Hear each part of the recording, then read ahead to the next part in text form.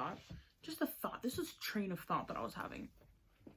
So for me, reading is the most, what's the word I'm looking for? Effective form of escapism that, like, I have personally experienced. Like, it's the form of escapism that I feel is like the deepest and the most transportive, and the one that can really fully bring me away and out of the present if I don't want to be there. I'm not saying that the only reason I read is because I don't want to be where I am at any given moment, but like for me, it's just reading is the one that is like the most concurrent to like stepping into like an actual physical portal and being taken away from like where you are. And that is like so powerful and helpful, specifically for the world we live in, which is pretty disgusting and disturbing most of the time. And what I was thinking of, I found kind of interesting or like weird, is, you know, I've touted many a time that reading is something that has been very helpful to me, like in regards to like mental sanity and help with like depression or like manic feelings and stuff like that. What I find is weird is that, like, I like say this is like my ultimate form of escapism. Why so many of the worlds that I choose to like escape to through literature and like the books that I pick are so dark, like equally as dark, if not more dark than, or like disturbing than like the world we actually live in, which I mean, that's kind of a spectrum, because I don't know. The world we live in is like pretty much at the, it's really, you know, set the standard. Like comfort and solidarity type of thing. Yeah, it's like comforting. It's relatable. I want to make a whole video about this, but I have to actually piece together my actual thoughts instead of just rambling on like an idiot. Anyway, hello suckers. Welcome back to Loser's Library. I've been kind of sad lately. Just what else is new? Anyway, but I've still been reading because, like I said, it's just, I don't know if I can really fully explain what reading means to me. Like, I feel like it's, this is so cheesy, but I feel like it's almost just intangible, ineffable. Like, I can't really accurately put it into words what books are to me. Like, it feels like light. Like, if light could be a feeling, like, I feel like it's like a light in my chest. Like, anyway, I just daydream about libraries and stuff. This is what I've been reading for the past couple months.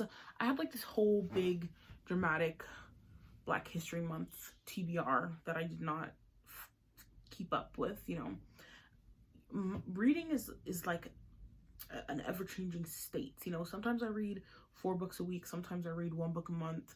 I don't really think one is better than the other as long as I'm enjoying myself. So yeah, I have a couple books to talk about here, and also what I'm currently reading.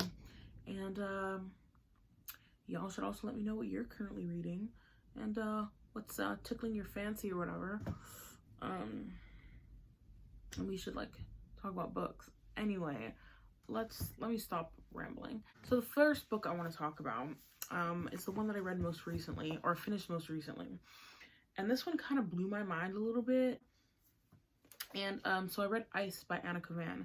So this has been on my TBR for a while. The copy that I had saved on Goodreads didn't match this cover, so when I saw it, I'm like, is that on my TBR? I don't know, I can't remember. Pulled out my phone, I'm like, oh yeah, it is, man, totally is.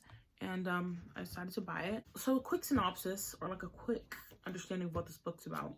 It's been classified as science fiction, but it's kind of, you know, multiple genre crossover. I think some people call it more fantasy. It's been called slipstream. It's just this, it gives this very like dreamlike, surrealist quality, while simultaneously being like very dark and untouchable. I don't know. It's really interesting. But basically, we follow a character who's unnamed. All the characters in this book are unnamed, which adds to like this dreamlike quality that it has.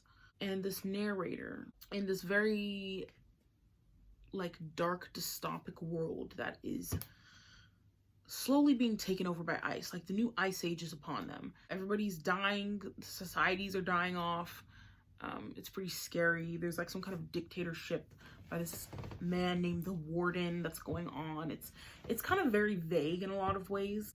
Well, like also being like super vivid, if that makes any sense. And he is searching for this girl who he's kind of like obsessed with / in love with / hates. And he's like obsessively searching for her through this broken, frozen landscape of a novel. And wow, this was, I don't know if I was, I wanted to say like the word enthralled, like I was enthralled while I was reading it. I don't know if that's the right word. I think I was just, a better descriptor of it would be that I was just captivated. Like every time I picked this book up to start reading it, I was like completely transported and so locked in on what was going on. Like her description, like let's just start with her writing. It was amazing. So beautifully descriptive. And it's kind of like this weird juxtaposition because the book and the storyline itself is very dark. Like the world's dying off. Like this layer of ice is taking over everything. There's this kind of disturbing, kind of sick relationship that is going on with the narrator and this girl. And it's in a lot of ways very sad and just kind of heartbreaking, but like juxtaposed with this like ethereal description of the new ice age and this ice frozen beautiful description of this world that Anna Kavan is creating was just so interesting to like be a part of and like experience. This has a couple of like my favorite like tropes in it, which include like the unreliable narrator. What I really like about this book is that literally every single person who picks up this book and reads it is 100% gonna have a different idea of what's going on, who's real, who's not real, what happened, what didn't happen, who's the victim, who's the perpetrator. It's just like I just feel the layers. And even while I was reading it, I was just so like back and forth between what I thought was really happening. It was just so eerie, and I don't know. I feel a lot of things in this book, and Anna Kavan, the author, had a very kind of hard life, dealt with like severe mental issues and I think like abusive relationships, and kind of had like multiple breakdowns in her life. And this book really made me feel for her and respect her talent, and just feel thankful that she channeled like so much the pain that she was in into this outlet so that I could like be sitting here and experience it. I don't want to spoil too much by saying what exactly I think was happening during the novel, but I think a lot of things are symbolic. I don't know, I feel this type of closeness to this book, even though I almost feel like I don't even want to reread it, but yeah, I'm very incoherent. I think it's 4.5 out of 5 stars for me, and seriously, just a beautiful literary journey that I was very like thankful. I didn't want to say happy because it's not like a happy book, but just thankful to have been a part of and experienced. Totally 100% recommend it. If anyone has read this and has like theories, I want to know like what your final verdict is on this book, about like what you really think's happening. And if you have read it, you should say what you think in the comments, and I'll tell you what I think was going on the entire time. The first book that I read during February, Maybe You Never Cry Again by Bernie Mac. Ugh. I love me some Bernie Mac. Like, I love the Bernie Mac show, and I just always remember watching it. I really, really love Bernie Mac as a person, like I already did, as a comedian. And just reading this autobiography about his life was really awesome, and I love to get to like see more about his upbringing, which was very tough in a lot of ways, which I just didn't know. I just thought this was like a really memorable and good autobiography. He is like so honest and so funny. Obviously, it's Bernie Mac. Like, the amount of times that I was just laughing, because he had a lot of tragedy in his life and a lot of hardship, like even from a very, very young kid. And so obviously that's very heartbreaking. I meant, he's a comedian. He knows how to turn pain into laughter. So he'll be talking about something so serious. Like, there's literally a scene in this book where he's describing these kids trying to initiate, I think he might have been 13 or 14, trying to initiate him into a gang, and are like kind of like mercilessly beating him. At one point, even like beating him on the head with like a 2x4 or something. Like, very kind of traumatic, like horrific stuff. A lot of stuff was horrific. And he will say something that will make me legitimately laugh out loud. Just me sitting in a room by myself. And it's just, it really goes to show his true talent for the art of comedy. He's also a really good writer.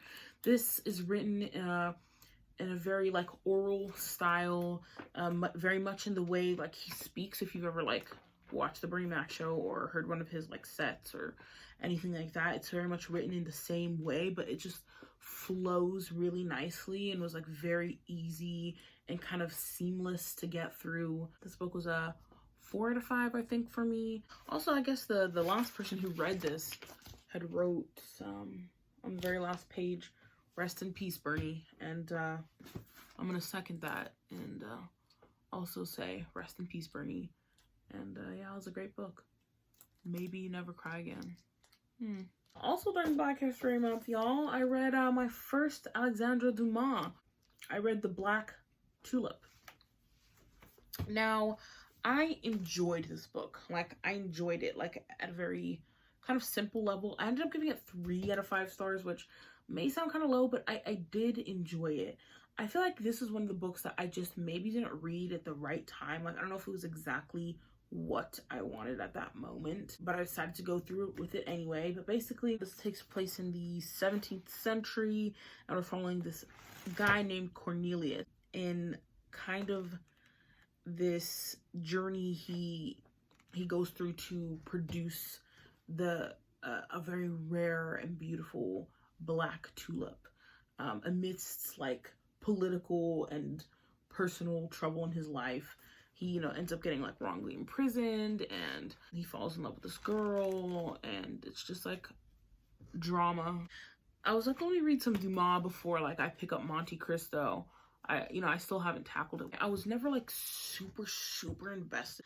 I was never like at the point of tears or like ecstasy or like triumph while reading this book, which I feel like is more of a sign that I really enjoy the book. It's like where I'm like, oh yes, that finally happened, or like, oh no, like please don't die, you know. And I kind of never really like reached that height of emotion while reading this book. I was more just like following the story. Even though I was interested, I was just more like kind of casually following the story.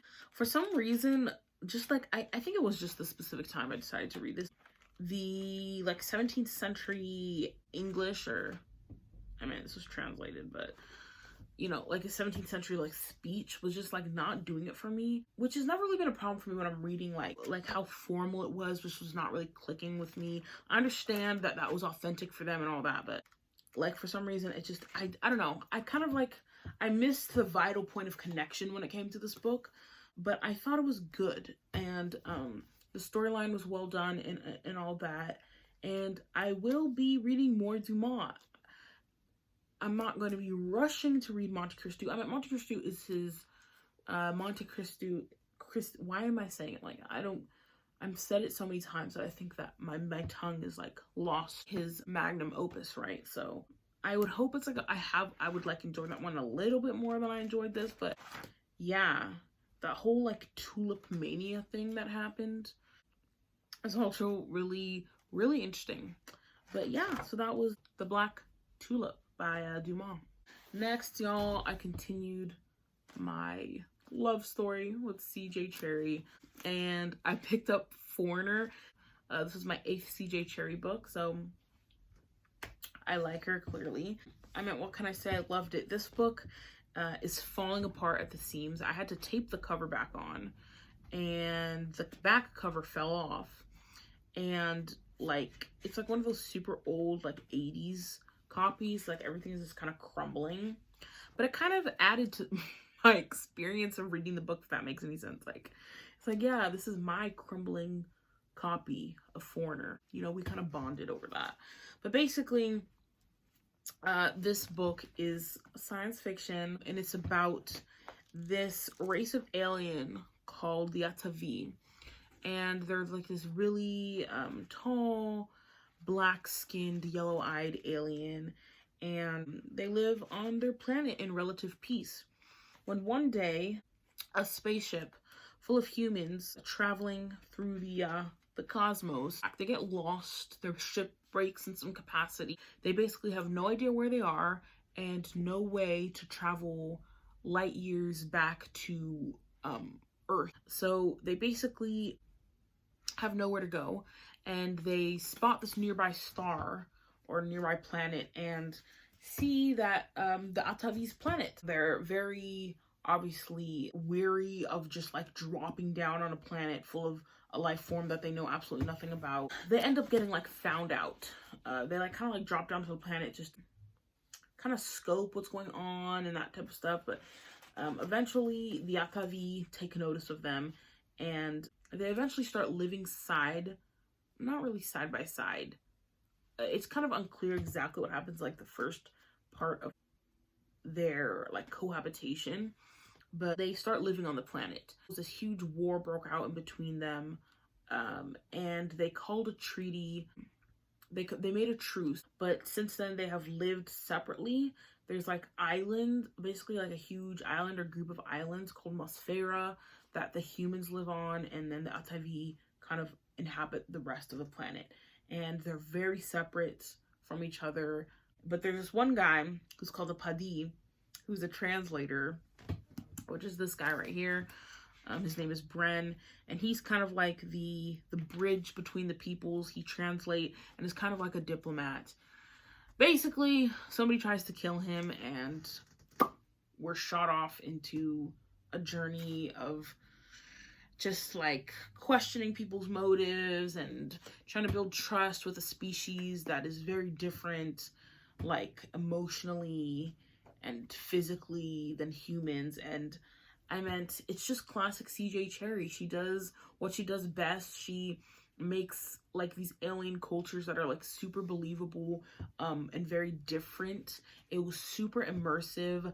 A lot of the time is spent like in the countryside in this book, in this kind of like castle-esque place, which I just found so beautiful. I loved the characters. I loved where the book ended. I can't wait to read the second one. It's on my shelf, or it's not on my shelf. Oh, here it is. I already took it off my shelf because I was getting ready to read it. But here's the second one. It's called Invader. Like, this was a 4 out of 5 for me.